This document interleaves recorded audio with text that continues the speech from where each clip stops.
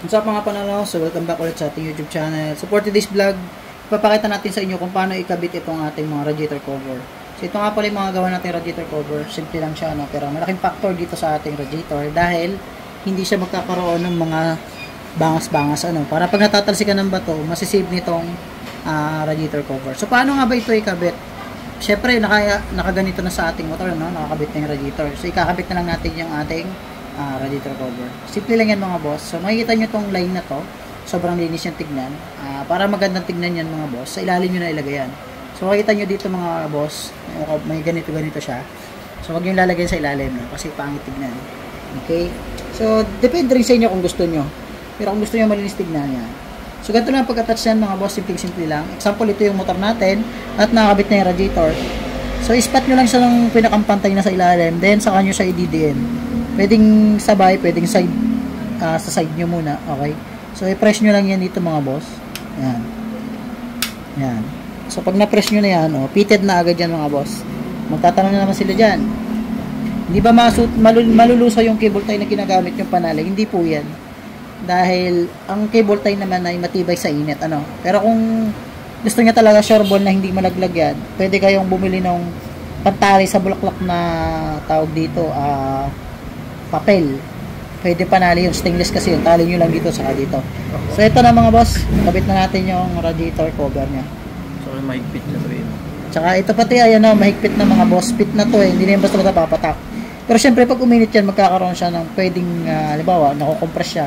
Pag uminit kasi yan, medyo lalambot ng konti. Pero hindi po ito malulusaw at hindi rin basta malalaglag. So kaya kailangan lang natin ng tali, at least sure ball tayo na andito lagi yung ating radiator cover. So ito yung cable tie natin ginamit, maliit lang siya. Sok-sok lang natin dito mga boss. Kasama yung lagi.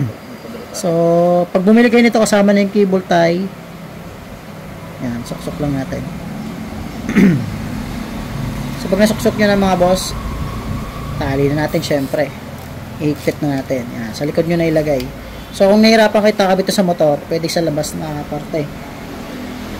So dito madali pa siyang ilagay dahil yung radiator hindi pa nakatanggal pero madali lang yan mga boss.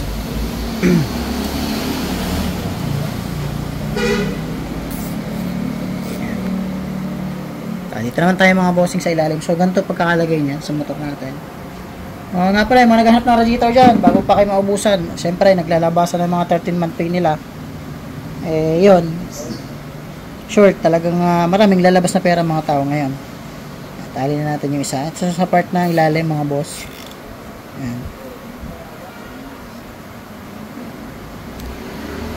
So ito nga palang radiator cover natin na binibenta ay plug and play sa ECK at saka sa Racing Monkey. So yun yung mga pwedeng paglagyan saka yung ataka.